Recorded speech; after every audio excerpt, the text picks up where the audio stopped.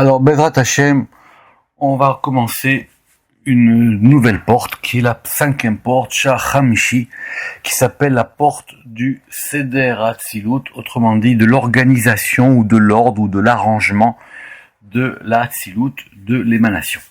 Le petit chapeau qui introduit la porte entière dit Akavana beshar ze levaer aleze derech netzlu asfirot elu. Ce que nous voulons dans cette porte, c'est d'analyser la manière dont les séphirotes ont été émanés. Veinyan atzilutam les machlakotam, et la manière et le sujet de leur émanation et de leur division vers Seder Amidatan et la manière dont elles sont configurées, cela sera l'objet d'une porte en soi, Yidber, Beshar, Bifnatzmo, Bezrat Hashem, ça sera effectivement à partir de la porte 6.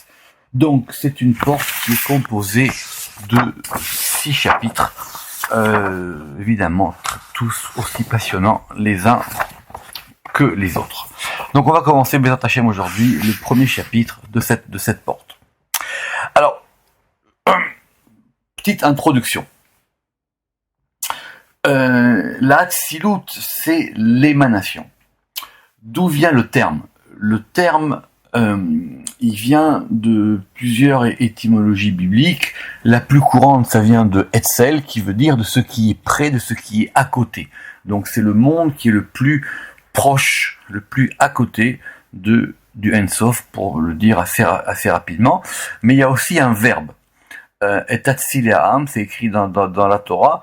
Et effectivement, c'est de là dont on a fait, c'est-à-dire ceux qui ont, c'est lorsque Moshe a intronisé les 70 anciens à la fin dans la Torah, et là-bas on parle des Hatzileam, et c'est de là dont on a formé le mot ou la traduction qui veut dire le fait d'être émané ou le fait d'être influé. C'est un influx qu'on a donné. Il est clair, on verra, mais c'est pas le sujet ici, que dans la porte des 4 mondes, dans Shar Abia, le Rama qui nous expliquera c'est quoi la différence entre les 4 mondes, mais en tout cas, a priori, il n'y a qu'un seul monde, qui est le monde de la Hatzilut, et les 3 autres mondes sont plutôt des reflets ou des éclats ou des projections du monde de la Hatzilut, puisqu'effectivement, les séphirotes sont d'abord et avant tout dans la Hatzilut. On commence.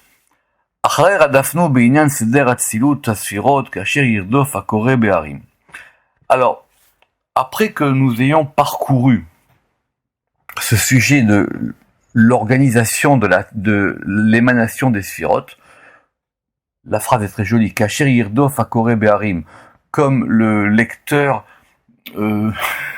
poursuit les montagnes, nous avons trouvé un texte. Donc le Ramak dit, j'ai fait ma recherche, et donc j'ai commencé par ramener un texte, qui est un texte de Rabbeinu Shrirar Gaon, qui était donc un Gaon, et qui a écrit l'ordre de l'émanation. Et ce texte a été reproduit, Ve'etik Leshono, Raham Rabbi Shem Tov Ibn Shem Tov, qui n'est pas Rabbi Shem Tov de Léon, dans un livre qui s'appelle Sefer HaEmunot, Shar Dalet, à la porte 4, au chapitre 11. Vezé Leshono. Donc on va commencer par un texte court, pour effectivement comprendre cette émanation des séphirotes. Alors, Hatzilut Rishon, la première émanation, elle est Keter. Hatzilut Sheni, la deuxième émanation, elle s'appelle l'air, Avir. En général, c'est traduit des fois de façon un peu emphatique comme étant l'éther, mais bon, il faut rester comme étant l'air. Et cet air ici, ça s'appelle Chorma. Et donc, il y a aussi des livres où on attribue Avir à Keter, mais ici, en tout cas, c'est attribué à Chorma. Hatzilut Shlishit, la troisième émanation, elle s'appelle Mada, c'est-à-dire la connaissance, c'est-à-dire ici la Bina. Ve'asiman, et le signe en est d'un verset qui dit Navon ve'yida'am, celui qui est intelligent, il les connaîtra. Et elle correspond à la Tevuna. Alors la différence qu'il y a entre Mada, Bina, Tevuna, ça sera expliqué plus tard, c'est un sujet en soi. Il faut voir ça par exemple dans la Hydra Souda pour comprendre ça. En tout cas, la troisième séphira qui est émanée, c'est Bina. Donc on retrouve jusqu'à présent l'ordre de nos séphirotes. Atzilut Revi'it, la quatrième émanation, ou Zroa Yamin, c'est ce qu'on va appeler le bras droit. Le bras droit, du côté droit. Vasiman, et le signe en est inversé, Rapaim Urdor Chased, il est long à la colère, Urdor Chased, et il est grand dans la générosité. Effectivement, il s'agit ici, Veua Chesed, de la Séphira Chesed qui correspond à la générosité. Atzilut Chamishit, la cinquième émanation, Zero Asmol, il s'agit du bras gauche. Veasiman, et le signe en est dans un verset, Lecha Zeroa Im Gevura, à toi le bras avec la Gevura, avec la force, donc il s'agit de la sphira de Gvura. Atzilut Shishit, la sixième émanation, Amod Emsaï, c'est-à-dire la colonne du centre, et ça correspond à Tiferet, ici c'est pas nommé Tiferet, Veasiman, et le signe en est dans un verset, En emet rafatsta betuchot, voici la vérité. Donc c'est de là qu'on voit que Tiferet est lié à la notion de vérité. Rafatsta, tu as désiré, betuchot, de façon sûre. Voilà le verset qui nous sert pour comprendre la sixième séphira, qui est donc Tiferet, mais qui ici n'a pas été nommé Tiferet. Atzilut Sheveit, la septième émanation, Brit Olam, l'alliance du monde. Ve'asiman tzedek, et le signe en est tzedek yikrahu leraglo, la justice il l'appellera à ses pieds. Donc ici Brit Olam, ça correspond à la séphira de Yesod, et le verset qu'on a cité nous apprend quoi? Rotselomar, qui a Malchut Nikra Tzedek, parce que c'est la Malchut qui s'appelle Tzedek. Donc retenez ici, Yesod c'est lié à Tzadik. Tzadik, c'est Tzedek avec un Yud, c'est-à-dire le juste. Et après, dans la Malchut, ça devient le Tzedek qui devient la justice. Et quand ce Tzedek, il est arrangé, on lui rajoute un He, et ça devient la Tzedaka. Donc il y a Tzadik avec Yud, Tzadik sans Yud qui devient Tzedek, et Tzadik avec He qui devient Tzedaka. Et donc, qui est Malchut Nikra Tzedek, et cette Malchut qui s'appelle Tzedek, Mekabel mitzadik, elle reçoit du tzadik, elle reçoit du juste qui est le fondement du monde. Yesod Olam, c'est aussi une appellation pour le juste, et Yesod Olam, c'est-à-dire que c'est le fondement du monde. On avait vu ça, si vous en souvenez bien, dans le chapitre précédent, et donc c'est la séphira Yesod. Atzilut Sheminit, la huitième émanation, Shok Ayamin, c'est-à-dire la cuisse droite. Et le signe en est Naimot bimenecha netzar, des choses agréables dans ta droite. Netzar en général c'est la victoire, c'est-à-dire la victoire, mais ça veut dire aussi une victoire qui perdure, d'où la traduction de Netzar par éternité. C'est donc la huitième séphira Netzar. Atzilut Tesheit, la neuvième émanation, donc ici il s'agit de Shok Small, c'est-à-dire de la cuisse gauche, et le signe en est Adom Raglav, le marchepied, c'est-à-dire son marchepied, et donc il s'agit ici de la séphira Od, bien qu'elle ne soit pas nommée. Asiman Atzilut Yud, et la dixième émanation, donc il s'agit donc évidemment de la Malchut, elle s'appelle ici Bat Kol, il s'appelle ici la fille de la voix.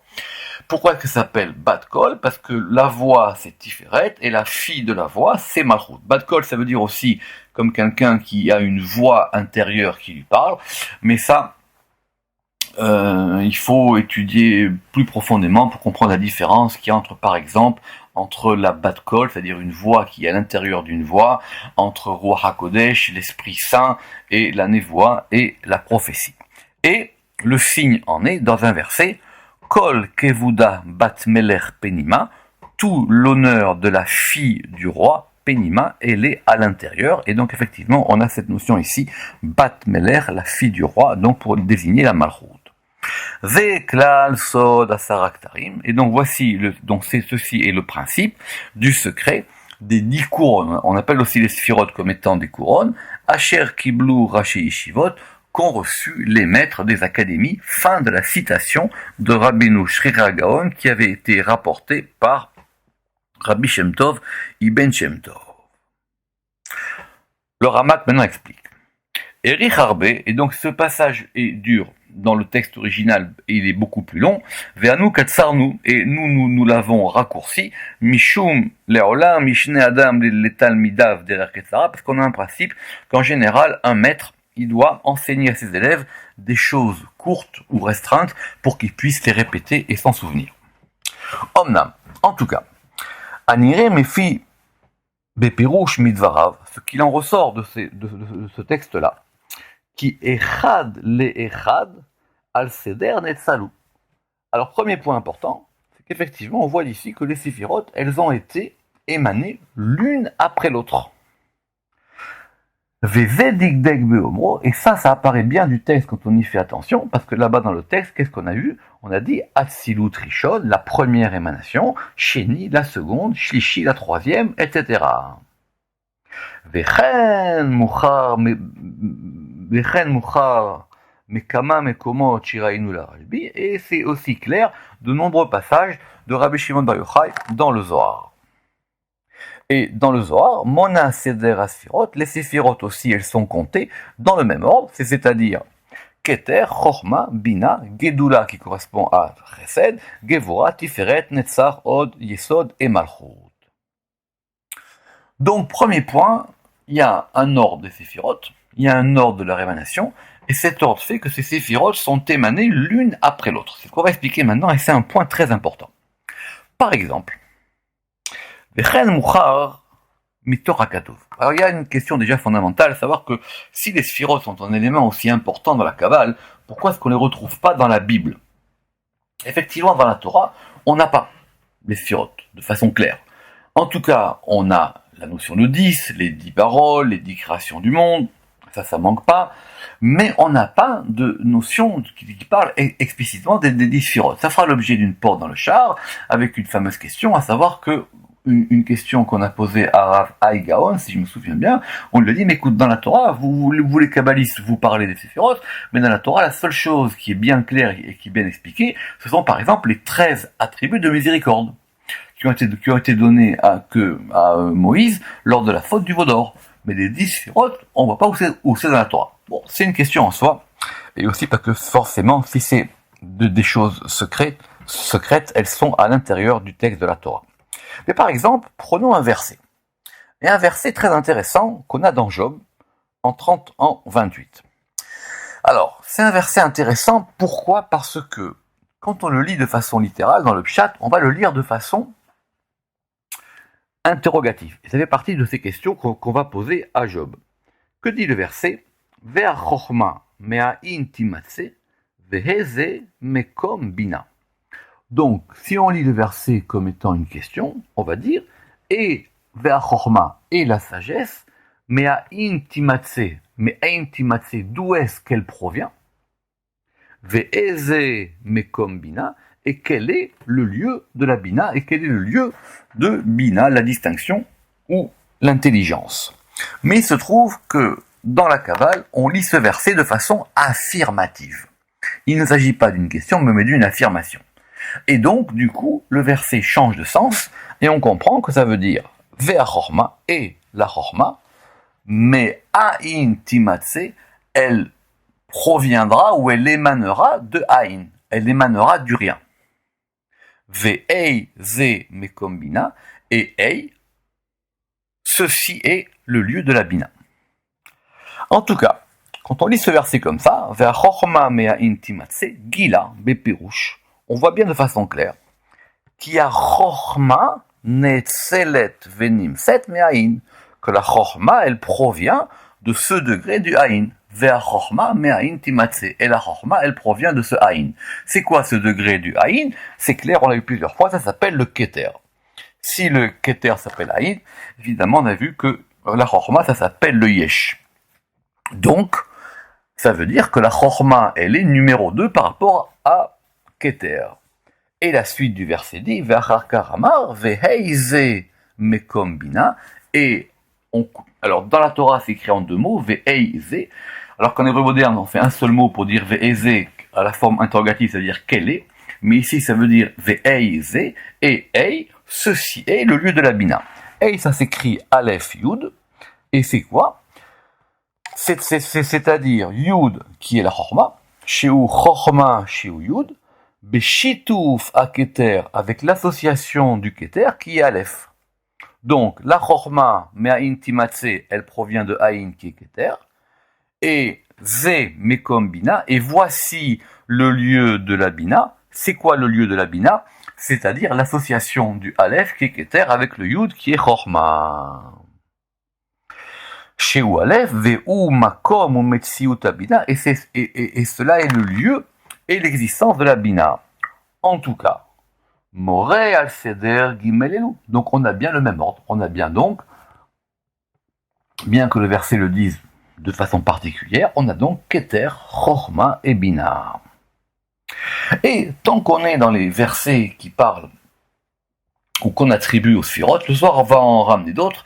Il y a un verset très connu dans Divrei Hayamim qui dit la chose suivante.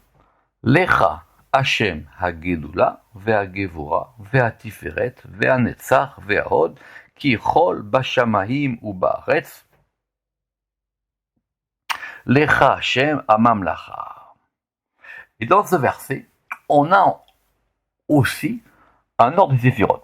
Alors, Lecha Hashem, à toi Hashem, à Gedula, Gedula la grandeur, on a dit c'était Chesed, à Gevura, Gevura la force, à Tiferet, Tiferet, on a dit que Tiferet c'était la parure, à Netzar la victoire, et à Hod, donc on a bien l'ordre des séphirot, mais on n'a pas les trois premières, on n'a pas Keter, Chochma et Bina. Lecha Hashem, à Gedula, ve'a Gevura, ve'a Tiferet, ve'a Netzar, ve'a Hod. Et après on a qui colle Bashamaim ou Baaret, car tout. Alors ce kol, il correspond à Yesod.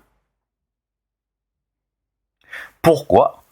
Parce que comme va le traduit le Targum, des Achid Beshamaya Ve'ara, c'est ce degré du tout, du kol, qui unifie les cieux et la terre, le haut et le bas.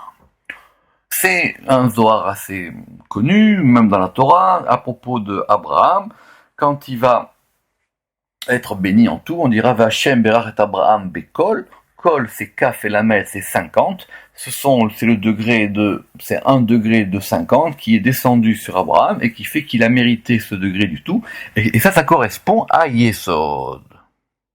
Donc, à Gedula, donc on a bien nos Sphirot, Gedula, Gevura, Tiferet, Netzach, Hod, Kichol, parce qu'on a le tout qui correspond à Yesod, et après, Verchakarmar, Lecha Hashem a Mamlacha, et à toi, Yudke Vavke, et la Mamlacha. Mamlacha, ça serait plus le royaume, parce que si on dit que Meler c'est roi, Malchut c'est la royauté, Mamlacha c'est le royaume, et donc c'est la Malchut. Comment le verset il a organisé les sphirotes, c'est pas notre sujet ici. Ce qu'on veut, c'est comprendre l'ordre d'émanation des sphirotes dans l'ordre. Veine, Ochiar Seder Atzilut. Et donc, on a bien ici, une fois de plus, prouvé l'ordre de l'émanation. Mais, qu'est-ce qui va être intéressant? Vechen Mukhrach, qui Seder Atzilatan en Echad le Echad velo yoter. C'est que les séphirotes, elles sont émanées l'une après l'autre. Pourquoi c'est important? On va en parler maintenant. Ki ifshar shenomar shenetzlu shtaim. Parce qu'on ne peut pas dire qu'elles ont été émanées deux à la fois. Pourquoi cette question? Pour deux raisons. Première raison, c'est que quand on va configurer les sphirotes comme étant une ligne, alors effectivement, on va les placer sur une seule ligne et on aura donc Keter, Chochma, Bina, notre suite normale.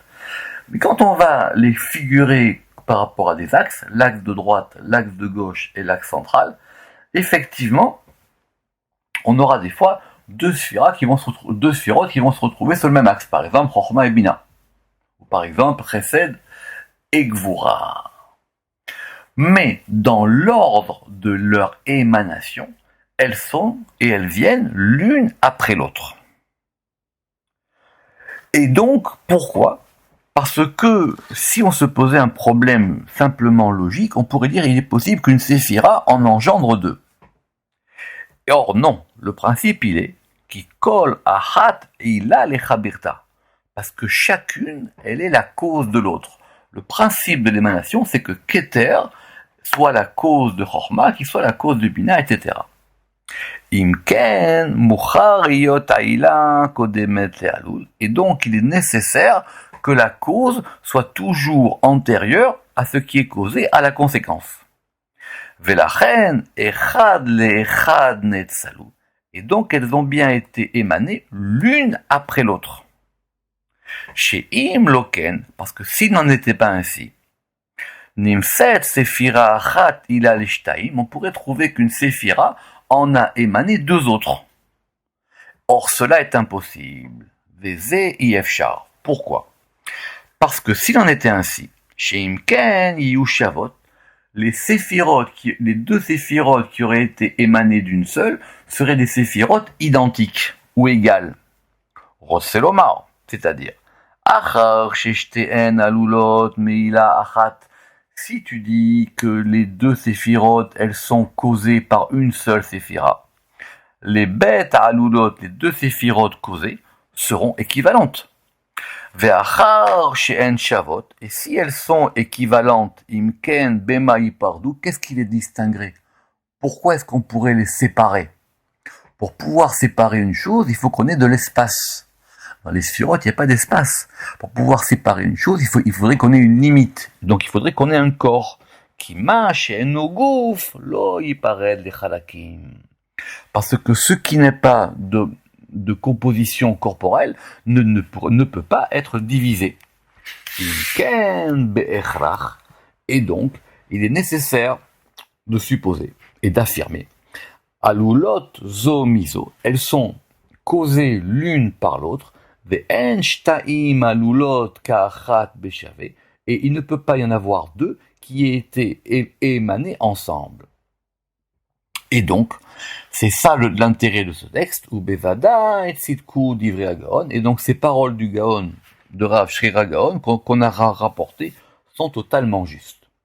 Et en plus, elles concordent, ou Muskam im divrei Arashbi, elles concordent avec les paroles de Rabbi Shimon Bar Yochai, parce que dans le Zohar,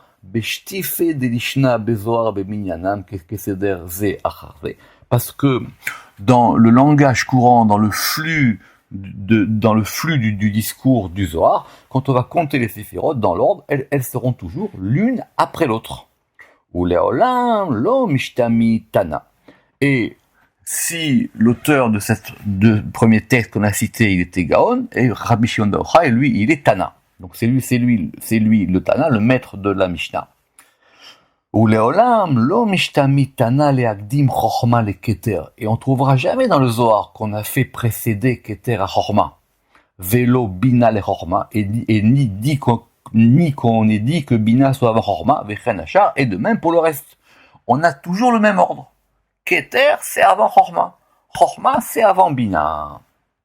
Et donc, ça s'indique, Moré ali Chudam zo imzo, et ça indique l'unification de toutes les sphirotes comme étant toutes émanées des suites, l'une à la suite de l'autre.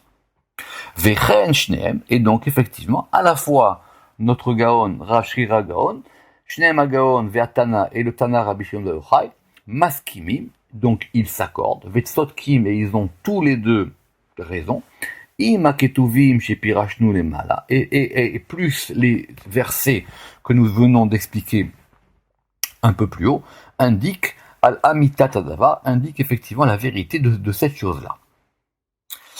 Venosaf alze, asbarot ve'agdamot amitit muskamot afilul ledivre achokrim, et on peut rajouter à ça les explications et les introductions vérités vraies qui ont été données et avec lesquels sont d'accord, même les philosophes. Pourquoi? Parce que cette question des séphirotes, elle a quand même fait interroger de nombreux philosophes juifs, et effectivement, la notion, et en philosophie, on a cette question de comment est-ce que, alors, on a voulu comparer les séphirotes à beaucoup de choses, aux intellects, etc., mais c'est pas le sujet ici, et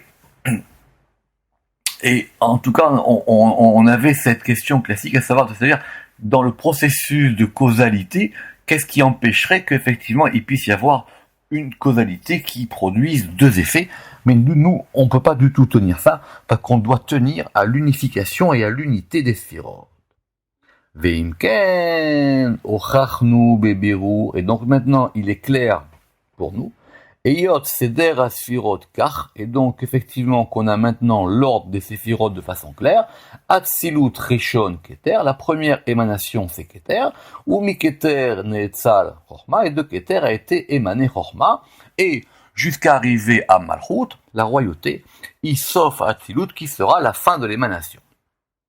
Mais, on doit quand même revenir sur un point du texte qu'on vient de citer.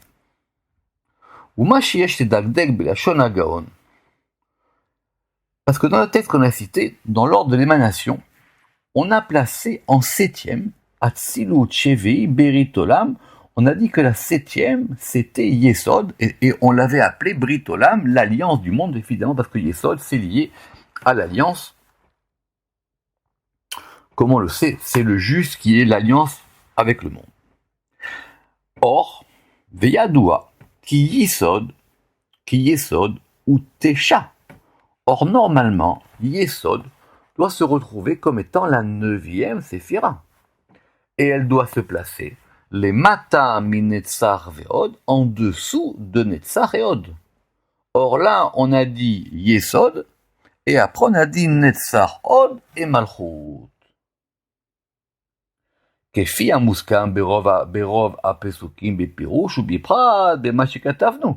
Et donc, en général, effectivement, il est clair que, de façon générale, que Netzar et Od se situent après Yesod. Et d'ailleurs, même dans le verset qu'on a cité, quand on a dit Vea Netzar Vea Od, Kichol, on a dit Netzar Od, Kichol, qui est donc Yesod. Donc on a un petit problème avec ce texte-là. Techila, Netzar et Od, et donc on a d'abord Netzar et Od qui sont Samour, les Tiferet, qui sont juxtaposés avec Tiferet, Ve'acharkar Yesod, et ensuite Yesod, c'est-à-dire, dans notre verset, cette notion de Kol qui correspond à Yesod. Alors, est-ce que c'est une vraie difficulté ou pas? En tout cas, Berov Vechen Rov Ma'amare Arashbi. Alav Shalom, Batikudim Bazohar, et la plupart, et dans la majorité des paroles de Rabbi Shimon Bar Yochai dans le Zohar et dans les Tikkunim, vont dans ce sens-là. Et comme nous l'avons rapporté dans les portes précédentes, à propos de quelques textes qui parlent de ça. Donc normalement, il y a une petite difficulté dans ce texte-là. Aval. Biotenu melaketim shoshanim vevradim bezdeh ha-chochma ve'ha-kabbalah elokit marashbi alav shalom. Alors il dit, qu'est-ce qui s'est passé? Et c'est une très jolie phrase. Alors que nous étions en train de cueillir des roses et des lys dans le champ de la sagesse et de la Kabbale divine de Rabbi Shimon Bar Yochai. Ekra Hashem lefanenu ma'amar derer bo derer zo, ou bo yitukan akom bezrat Hashem, nous avons trouvé un texte du Zohar qui parle de ça. Et donc, de ce problème à savoir est-ce que Yesod, on va le placer après Netzar et Od, ou avant, comme on l'a dit ici. Venatziv lo perek bifnei atzmo. Et nous allons donc consacrer à cette question un chapitre en soi. Et pour pouvoir séparer les enseignements et les cours, ça sera donc le chapitre suivant. Venatziv lo perek bifnei atzmo, la tête revar ben perek le perek, et donc on pourra ainsi avoir différencié les chapitres. On reprendra ça la prochaine fois. Baruch Adonai le'olam, Amen ve Amen.